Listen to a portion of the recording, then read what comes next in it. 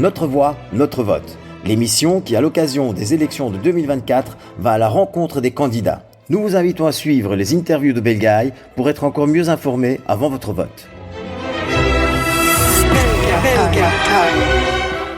Bonjour à tous, je suis Linda Hellman et je vous souhaite la bienvenue à notre nouvelle émission Notre voix, notre vote. Au fil de ces émissions, nous explorerons les enjeux liés aux prochaines élections en Belgique en mettant l'accent sur l'importance de chaque voix et de chaque vote. Pour ce faire, nous recevrons une série de candidats aux prochaines élections qui se verront tous poser les mêmes questions.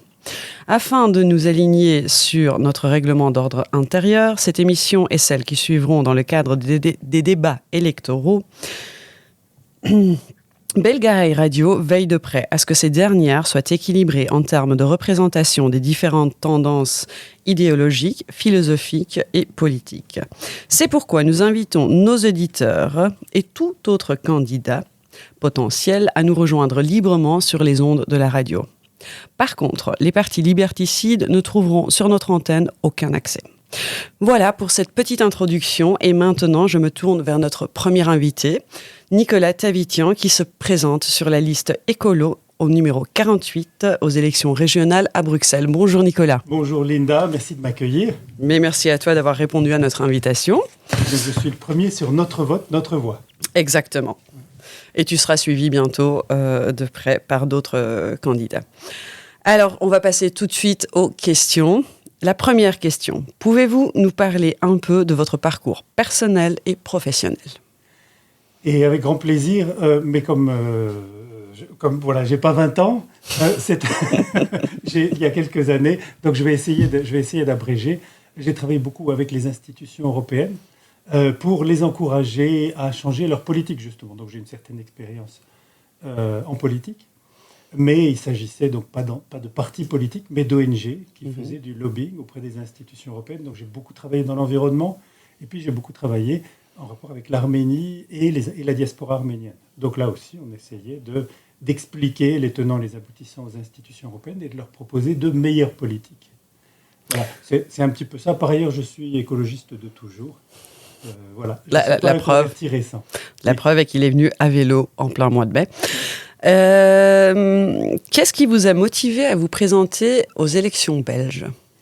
Alors, pour dire toute la vérité, bon, la politique, c'était un petit peu un virus, ça m'intéresse, la chose publique, mais je ne me serais pas présenté si la communauté des Arméniens de Belgique ne m'avait pas encouragé à le faire. Le choix du parti est mon choix, mais la décision de me présenter a été encouragée en grande partie par le comité des Arméniens de Belgique et d'autres personnes dans la communauté. Voilà, donc c'est ça. Cela dit, c'est un choix que j'assume. Je fais campagne avec plaisir. Et j'espère qu'un peu plus tard, on aura l'occasion d'expliquer un petit peu le projet, quel sens ça peut avoir, de participer, même quand on est à la place numéro 48. C'est-à-dire qu'a priori, ça va être difficile d'être élu. Mais ça a du sens quand même. Quelles sont, selon vous, les principales préoccupations de la communauté arménienne en Belgique ? Alors, selon moi, la communauté arménienne, c'est une abstraction, mais donc on a la chance en Belgique d'avoir une institution communautaire et un comité. Et alors, le comité a formulé un programme, c'est-à-dire des revendications, des demandes pour les élections.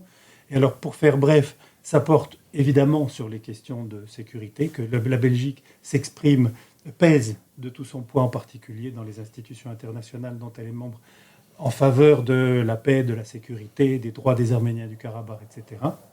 Ça, c'est le premier point. Deuxième, c'est le renforcement des relations entre l'Union européenne et l'Arménie, ou entre la Belgique et l'Arménie, y compris sur des questions très quotidiennes, comme l'obtention de visas. Le comité voudrait qu'il y ait, par exemple, un consulat à Yerevan, pour que les familles de gens qui habitent en Belgique, d'Arméniens qui habitent en Belgique, puissent plus facilement obtenir un visa et venir. Et puis ensuite, il y a toutes les questions qui concernent à proprement parler la communauté comme entité diasporique, c'est-à-dire on peut obtenir du soutien, de la reconnaissance, une place plus importante dans la société belge. Et je pense que si on croit dans la vie communautaire, dans la vie culturelle, dans la vie artistique, etc., des Arméniens en Belgique, ça aussi c'est important. On doit prendre toute notre place. Et alors évidemment, la radio, ça a été une avancée énorme dans ce sens-là. Et une avancée qui a été permise par le travail des initiateurs de Belgaï dont tu fais partie, avec la Fédération Wallonie-Bruxelles. Donc ça, c'est vraiment le genre de choses qu'on doit faire avancer et pour lesquelles on a besoin d'un vrai travail du côté de la communauté, mais aussi de répondants du côté des institutions, des gens qui comprennent les Arméniens en Belgique et qui peuvent les accompagner, qui peuvent les soutenir. La prochaine question, et je reviendrai sur ta réponse à la troisième question. Comment envisagez-vous de représenter les intérêts de la communauté arménienne au sein des institutions belges ? J'ai commencé à répondre déjà à cette question dans ma précédente réponse, mais donc effectivement, on ne peut pas, je pense que pour peser en Belgique, acceptons le programme de la communauté tel que je viens de le présenter, mais quel que soit ce programme, pour peser en Belgique, on a besoin d'abord d'une communauté forte et active. Mais ensuite, il faut du répondant dans les institutions. Et l'expérience montre, donc nous avons des amis, les Arméniens de Belgique ont des bons amis dans les institutions, mais rien ne remplace une présence. Et d'ailleurs, dans un pays démocratique comme la Belgique, c'est notre rôle aussi de participer au jeu politique. Et c'est un petit peu notre faute, à nous les Arméniens de Belgique, ou plutôt aux générations précédentes, de n'avoir jamais participé, ou pratiquement pas participé au jeu politique en Belgique. Ce qui fait qu'en 100 ans, on n'a jamais eu d'élus arméniens au niveau parlementaire, donc régional, national ou européen, à partir de la Belgique. Donc c'est ça qu'il faut corriger. Donc on va essayer cette fois-ci, sinon ce sera pour dans 5 ans. Mais on va faire l'effort. Quels sont les principaux défis auxquels la Belgique est confrontée actuellement, selon vous ? Alors ça, c'est une vaste question. Je vais essayer. Mais... Bon, tu peux reprendre juste les points principaux sans spécialement les développer si tu le désires, mais... Mais je voudrais en mettre 2 en avant peut-être, Mm-hmm. Voilà, parce qu'on pourrait parler des transports, de l'éducation, des questions internationales, de l'environnement, de l'économie, bien sûr, du développement, de l'innovation, etc., et de la croissance économique. Mais je pense que il y a deux sujets que j'essaye de mettre en avant pendant cette campagne. Mm-hmm. La première, c'est les relations internationales. Donc, en tant qu'écologiste, je suis un fervent partisan de la transition écologique, comme on dit, c'est-à-dire qu'on est en train de changer les systèmes de transport énergétique, etc., pour que ça devienne plus compatible avec l'environnement, notre mode de vie, pour que ce soit des modes de vie durables. Mais on ne peut pas faire ça uniquement en Belgique ou même uniquement en Europe.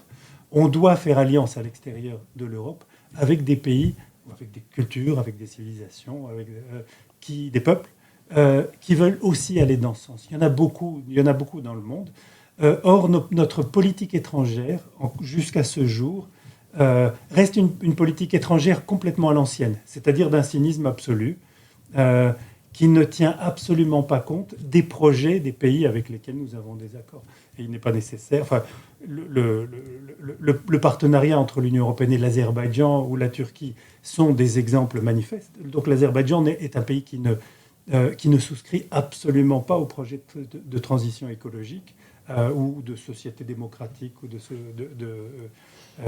de société telle qu'on l'imagine, d'avenir tel qu'on l'imagine, de société de la connaissance.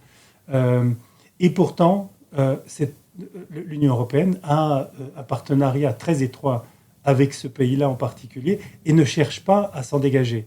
Alors, il n'y a pas que l'Azerbaïdjan, il y a toutes sortes d'autres pays qui sont dans cette situation-là. Nous allons payer cher ce type d'erreur.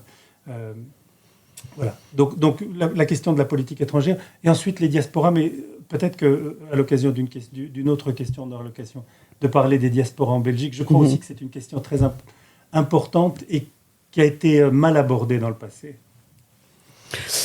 Alors, quelles mesures proposez-vous pour résoudre ces défis au niveau régional ? Je pense que le défi de la transition écologique... Oui, mais le niveau régional en Belgique est très important pour les questions environnementales. Donc, toute une série de compétences, comme les transports, l'aménagement urbain, à Bruxelles, la politique énergétique, il y a toutes sortes de compétences qui sont absolument fondamentales pour la transition écologique en particulier.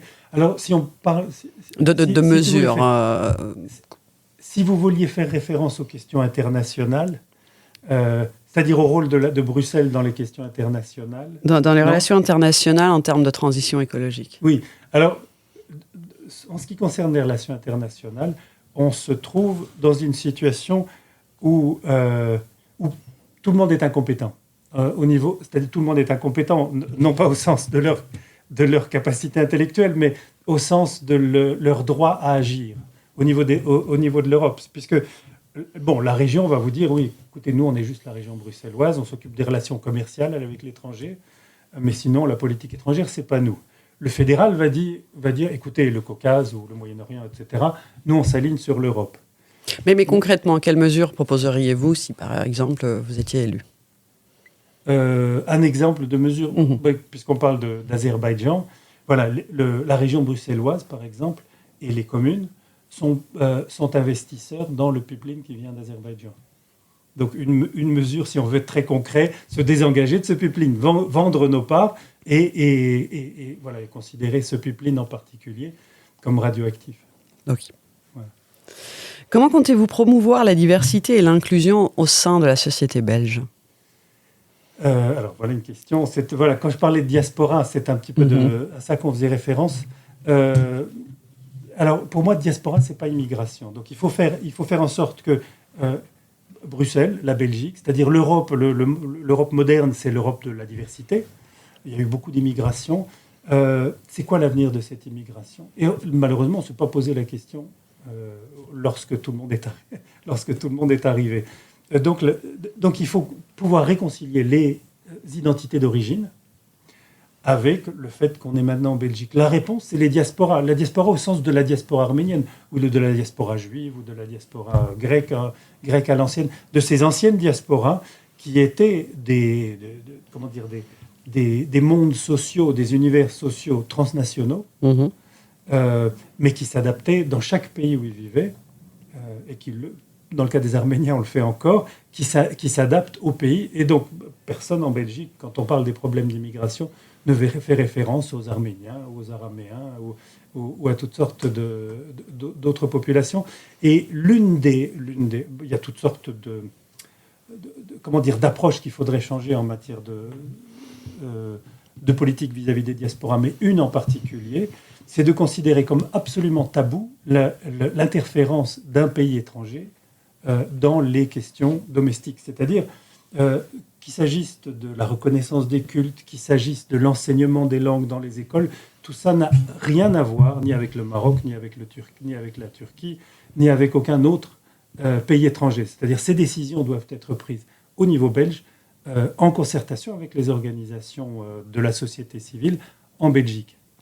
Donc si on veut par exemple enseigner l'arabe dans les écoles, pourquoi pas ?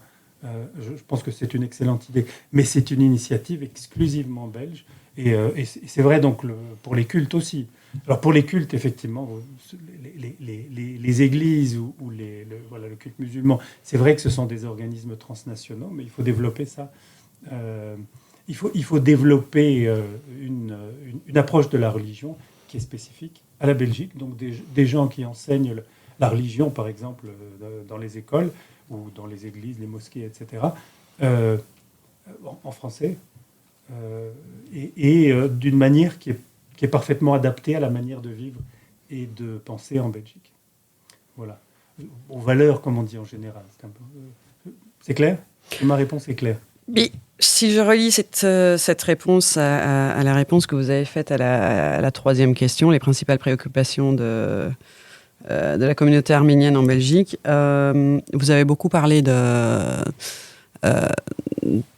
d'une sorte de volonté enfin, si j'ai bien compris, de collaborer avec l'État arménien quelque part. Et vous avez beaucoup parlé de l'offre de visa, etc. Comment est-ce que vous différenciez les deux ? Parce que là, vous m'expliquez que justement les États étrangers ne devraient pas avoir leur mot à dire dans la politique belge. Oui, donc à aucun moment je n'ai proposé que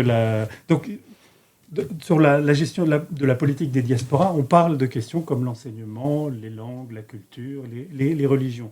Donc c'est la manière dont les Belges d'origine issus de la diversité, comme on dit, la manière dont vivent les Belges issus de la diversité, c'est ça qui doit être décidé en Belgique. Et donc c'est ça pour lequel, quand l'ambassadeur d'un pays étranger téléphone en disant il faudrait vraiment que vous reconnaissiez tel culte, ou il faut vraiment que vous fassiez ceci ou cela dans telles écoles, on leur dise on vous remercie pour votre coup de fil, mais ce n'est pas vos oignons. C'est ça que je voulais dire.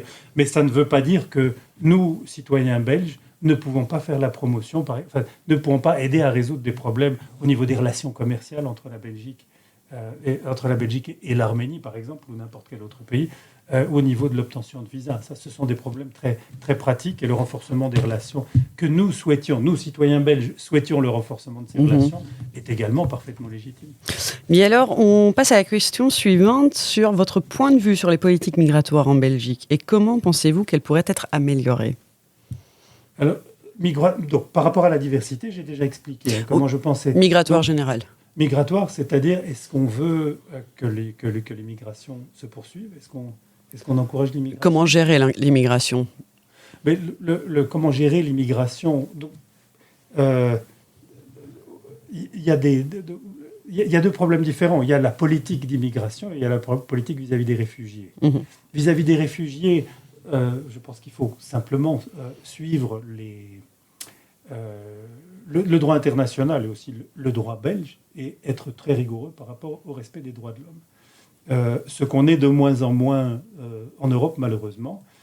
Et pourtant, le nombre de réfugiés, que je sache, ne présente pas une charge particulièrement importante en pourcentage de la population. Au niveau de la politique d'immigration, je pense que ni la Belgique ni l'Europe n'ont l'obligation d'accepter l'immigration à partir de l'étranger. Mais je parle là d'immigration ordinaire, d'immigration choisie, comme on dit. Donc il faut bien faire la différence entre l'immigration ordinaire, d'une part, et les réfugiés, d'autre part. Ensuite, entre les deux, il y a le regroupement familial qui fait partie des politiques actuelles et qui doit, qui dans la mesure du raisonnable, fait partie aussi des droits de l'homme. Alors, on va passer à une autre partie. Quel rôle pensez-vous que la Belgique devrait jouer dans les affaires européennes ? Eh bien, un rôle plus grand qu'elle ne joue actuellement, en tout cas au niveau de la politique étrangère de l'Union européenne. La Belgique, donc, est un pays de 10 millions d'habitants, mais la Suède aussi, la Hongrie aussi. Dans les questions internationales, la Suède et la Hongrie sont beaucoup plus actives pour défendre leurs intérêts ou pour défendre des intérêts généraux tels qu'ils les conçoivent que la Belgique. La Belgique est un pays extrêmement timide dans les questions internationales. Et je crois que c'est un mauvais calcul. Ça fait partie d'une sorte de tradition belge. Je crois que c'est un mauvais calcul et je voudrais voir la Belgique beaucoup plus audacieuse, mais aussi réfléchie. C'est-à-dire il faut être audacieux, pas à tort et à travers, pas de manière bêtement égoïste, mais je crois que ce n'est pas dans la nature de ce pays-là d'être bêtement égoïste au niveau international. On est un pays qui sait agir, qui sait se concerter avec ses partenaires, mais qui n'est pas suffisamment assertif. Et donc, par exemple, pour en revenir à nouveau aux questions dans le Caucase qui nous préoccupent, mais même ailleurs, c'est la même chose, la Belgique a attendu que d'autres bougent, et puis ensuite les a mollement soutenus. Par exemple, la France, sur le Caucase, a fini par donner de la voix. La France a réussi à faire bouger l'Allemagne, et puis la Belgique a dit « oui, je suis d'accord avec vous ». Alors que la Belgique aurait pu être à la pointe. Elle est timide. Elle est juste timide. Alors, comment comptez-vous collaborer avec d'autres partis politiques pour atteindre vos objectifs ? Ah oui, ça c'est dans la nature du système. Ça mettra 546 jours, mais... Oui, alors, je suis quand même... donc, j'ai jamais été élu dans un parlement en Belgique. Donc, je serai novice. Et tout est conditionné... Oui. Voilà. Mais on extrapole. C'est dans la nature du système de devoir travailler avec les autres partis. Mais je pense qu'il faut... Donc, il y a des accords de gouvernement dans ce pays. Et je pense que c'est une bonne chose parce qu'on sait à l'avance ce qu'on va faire. Mais je crois qu'en dehors de ce cadre un peu rigide, il y a la place pour vraiment le dialogue, l'éducation, des initiatives au niveau de la société civile. Et c'est comme ça qu'on peut faire bouger les lignes entre les partis, c'est-à-dire convaincre les autres partis à partir du moment où on travaille avec la société civile. Par exemple, à supposer que je sois élu, je pense que ce serait vraiment intéressant, pour en revenir aux diasporas, de faire une sorte de forum des diasporas à Bruxelles pour travailler ensemble avec les élus. Et là, pour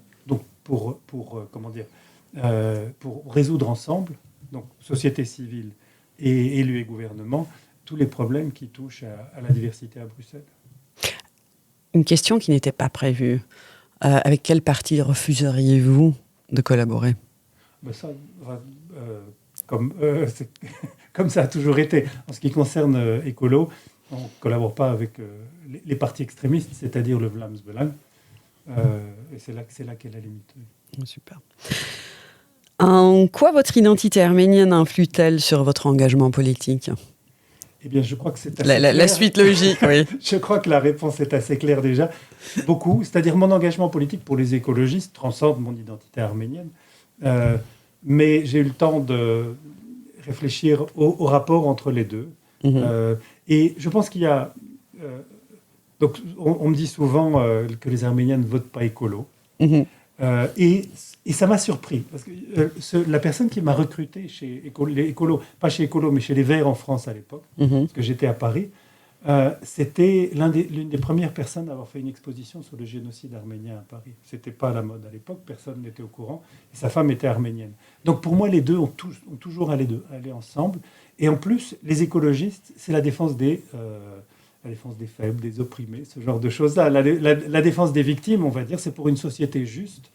Et je pense que c'est aussi une exigence des Arméniens. Donc pour moi, il n'y a absolument pas d'incompatibilité. Au contraire, ce sont deux choses qui vont de pair. Et j'aimerais bien convaincre... Donc le cliché de défendre l'arbre, on le reporte sur défendre les victimes. Non, les écologistes, c'est pas seulement défendre l'arbre. C'est pas non, mais justement, je te relance parce que c'est très intéressant en fait d'entendre ce pan-là de la volonté d'écolo en fait. Oui, mais oui, c'est vrai que parfois, peut-être plus récemment, on a l'impression qu'écolo, c'est juste défendre la nature ou juste défendre les voitures, je sais pas moi, les pistes cyclables. Mais l'écologie politique, c'est une philosophie politique, hein, comme d'autres, comme le libéralisme ou d'autres qu'on ne citera pas, et qui envisage qui remet en cause les fondements de la société. Par exemple, le consumérisme, toutes les questions d'aménagement urbain. Les villes telles qu'on les a aménagées, ou qui sont dominées par la voiture, elles n'existent que depuis la Deuxième Guerre mondiale environ. Avant, les villes étaient complètement différentes. Les villes sont une construction politique, sont un projet. Donc, elles ont été dominées par les autoroutes urbaines, par les voitures. Les gens ne pouvaient plus aller parler à leurs voisins parce qu'il fallait traverser l'autoroute pour aller les voir.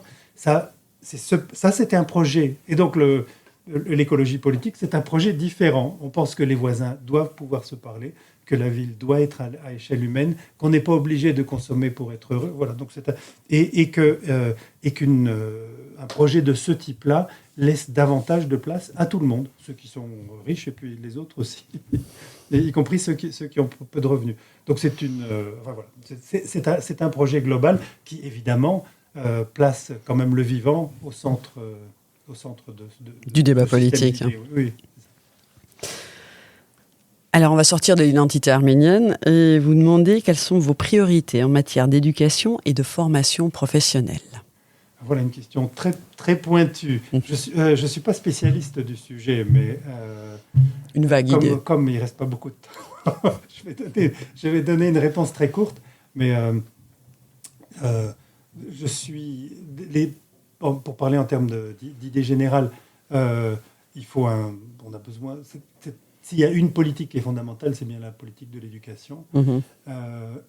Et on a besoin d'une éducation qui est accessible à tous. Et le problème, c'est évidemment les ressources, le financement, mais c'est aussi ce qu'on appelle le capital culturel, c'est-à-dire que le succès scolaire dépend en grande partie des attentes du professeur, des attentes des parents, des attentes de l'environnement, de l'enfant. Et donc, si tout le monde pense que l'enfant n'a aucun avenir, l'enfant n'aura aucun avenir. Donc il faut croire aux enfants. Donc il faut commencer par avoir une école où on croit que vraiment chacun a sa place, chacun a son potentiel. Et si un enfant échoue, c'est qu'il y a une raison. Il faut trouver la solution. Enfin, il faut trouver la raison, qui n'est pas forcément faire plus d'efforts simplement. Plus d'efforts, c'est le résultat de l'environnement social. Je pense que donc ça veut dire que les parents doivent prendre leurs responsabilités, mais aussi les enseignants.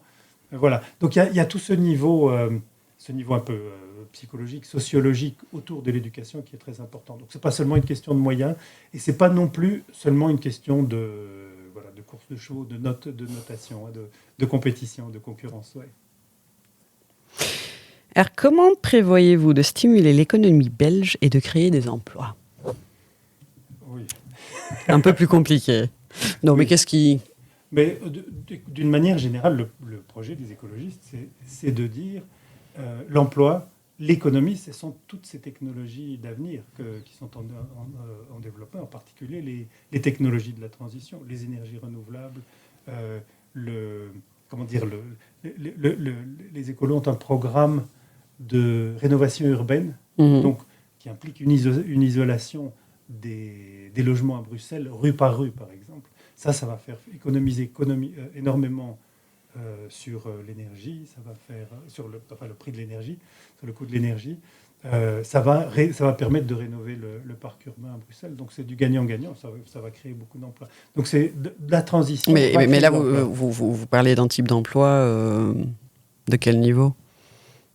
Comment ça, de quel niveau? De quel niveau? Je veux dire, ça va créer des emplois spécifiquement au niveau ouvrier? C'est parce qu'on parle de... Il faut des architectes, il faut des experts en système énergétique. On va vendre comment dire, il faut de la production des différents matériaux pour l'isolation, pour les panneaux solaires, etc. Donc il y a de tout. Mais j'aimerais, en tout cas, on devrait travailler au niveau européen pour rapatrier en Europe ces énergies... la production d'énergie renouvelable, par exemple, de ces technologies. Donc on ne peut pas rapatrier en Belgique parce qu'on fait partie de l'Union européenne, on a besoin de politique européenne, mais par exemple tous les panneaux solaires sont produits en Chine maintenant. Ce qui est une absurdité parce que ce sont en grande partie les politiques européennes qui ont développé ce secteur-là. Et donc là, il faut, je ne dis pas du protectionnisme, mais il faut du donnant-donnant, c'est-à-dire... ceux qui font avancer les politiques, pour les politiques climatiques par exemple, devraient pouvoir en bénéficier économiquement également. Et d'ailleurs, ça ne vaut pas que j'ai parlé de la Chine parce que c'est un exemple flagrant, mais quand je parlais d'alliance avec d'autres pays, d'autres cultures qui partagent nos objectifs et nos valeurs, c'est de ça que je parlais. Je veux dire, donc, y compris si les États-Unis, maintenant ils sont un petit peu entre les deux, mais s'ils tournent le dos aux politiques climatiques, il n'y a pas de raison qu'on accepte leur production. C'est-à-dire que ce qu'ils nous vendent de leurs panneaux solaires ou les autres technologies de ce type. Et je parle des panneaux solaires, mais il y avait évidemment toute une vaste panoplie de... Maintenant, la dernière nouveauté, c'est la gestion de la chaleur. Il y a des technologies qui permettent de stocker pendant des mois de la chaleur. Donc, quand il fait beau ou quand vous avez de l'électricité en trop, des éoliennes qui fonctionnent à plein alors qu'il y a peu de consommation électrique, par exemple, et ben vous stockez sous forme de chaleur. Et puis 2 mois plus tard, vous avez besoin de chaleur, vous la consommez. Donc il y a vraiment beaucoup de technologies, pas forcément de la haute technologie, mais il y a des technologies qui sont en voie de développement, et c'est ça qu'il faut déployer, et c'est ça qu'il faut produire au niveau européen. Donc si ce qui nous intéresse, c'est l'emploi, ça fournit de l'emploi. Je vais sauter la 14e question. Puisqu'elle a été... vous avez répondu à la 14e question. Désolé, sans faire exprès, c'est pas très grave. Quelles actions proposez-vous pour lutter contre le changement climatique et promouvoir le développement durable? Je pense que la majeure partie de la réponse était déjà là. Oui, enfin, si on a encore une demi-heure, je peux continuer. Non. Et enfin, comment comptez-vous assurer la transparence et la responsabilité de votre mandat électif? C'était la dernière et méchante. D'une manière générale, et bien sûr au niveau de la communauté arménienne, pourquoi pas. Alors, ça, c'est une question très intéressante. La transparence, ça peut vouloir dire 2 choses. Simplement donner accès aux gens à l'information ou alors aller l'expliquer. Et le problème, c'est que les gens ne savent pas ce qui se passe d'une manière générale dans le monde politique. Et certainement pas au niveau européen, peut-être au niveau régional. À Bruxelles, on sait un peu. Et donc, moi, ce qui m'intéresserait beaucoup de faire, c'est de faire un blog, donc si j'étais élu, de faire un blog régulier sur toutes les activités importantes du Parlement régional pour expliquer ce que ça signifie. Souvent, on peut expliquer de manière assez simple ce qui est bien, ce qui est moins bien, et surtout où les gens peuvent intervenir. Parce que le problème, c'est qu'on est tous occupés par notre vie, on ne suit pas au quotidien les assemblées politiques, et souvent, on rate complètement l'occasion... Il y a un moment où les élus voudraient avoir votre opinion, vous avez une opinion à donner, puis on rate le rendez-vous.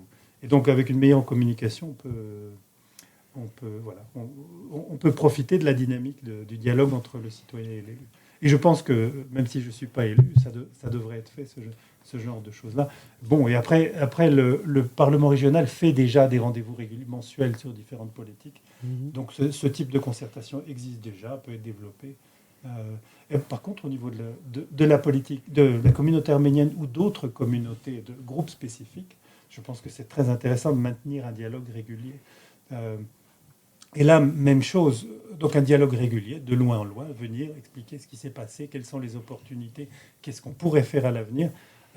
Et là, le problème, c'est pas seulement que les élus ne le font pas forcément, c'est aussi que les associations ont la tête ailleurs. Et donc, nous, comme citoyens, jusqu'à nouvel ordre, je suis citoyen, membre de la communauté arménienne et parfois membre de ces instances. Et c'est aussi notre rôle à nous de nous organiser, de suivre ces questions-là. Les associations sont occupées à répondre à des formulaires et à remplir des formulaires et à tenter de survivre. Oui, d'accord.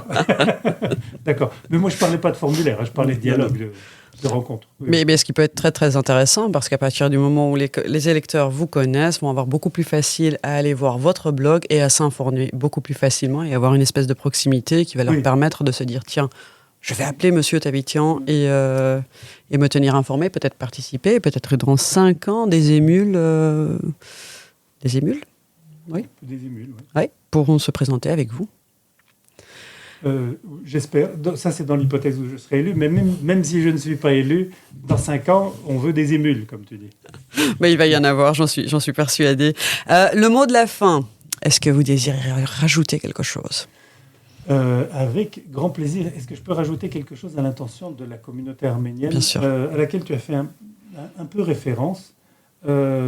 Il y a cette année donc 5 candidats, je pense qu'ils vont venir, 5 candidats d'origine arménienne aux élections, ce qui est un énorme progrès. Je fais juste une parenthèse, tous les candidats d'origine non arménienne également sont bien entendu les bienvenus sur l'antenne.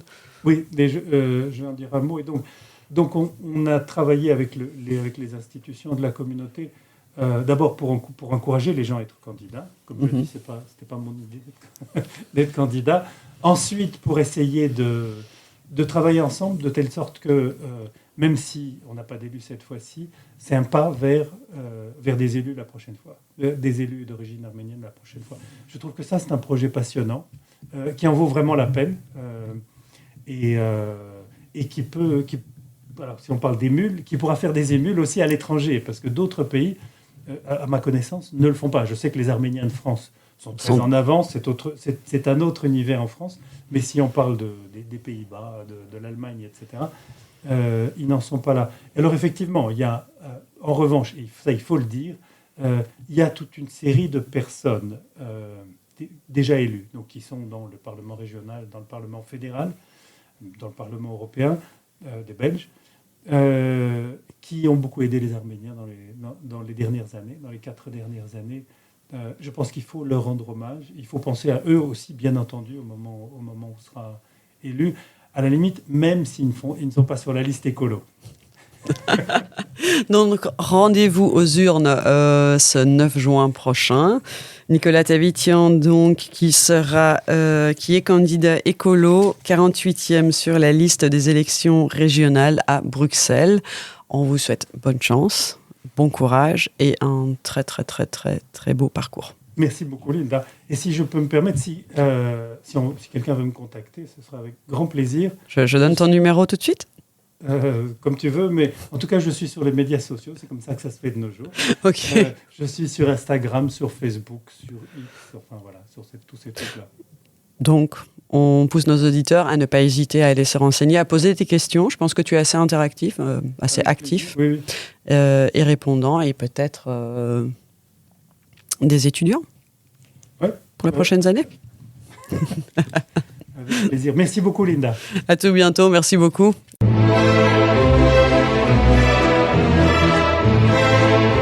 Notre voix, notre vote. L'émission qui, à l'occasion des élections de 2024, va à la rencontre des candidats. Nous vous invitons à suivre les interviews de Belgaï pour être encore mieux informés avant votre vote. Belgaï.